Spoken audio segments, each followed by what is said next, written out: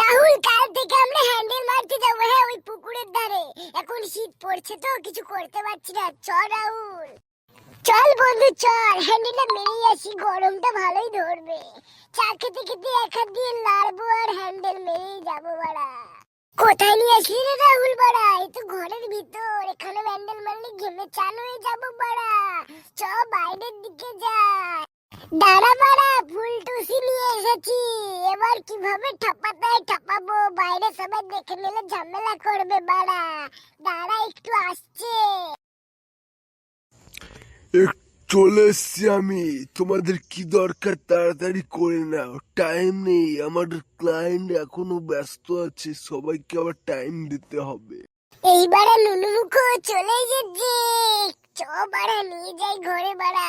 আচ্ছা, তাকে দাবানো হবে। হ্যাঁ হ্যাঁ বন্ধু, দেখলি তো আমি নিয়ে আসতে পেরেছি। চা দুজনা, উপরে তুই নিচে আমি, দিব তাড়াতাড়ি। চ বন্ধু, ঘরে নিয়ে। কিরে রাহুল, তুই একা একাই করতে লাগলি, আমাকে দিবি না নাকি? একাই ঠাপাবি বাড়া, বাগানে নিয়ে এসে ঝাপাচ্ছিস। তাড়াতাড়ি কর বাড়া। আহ আস্তে করো লাগছে বাড়া।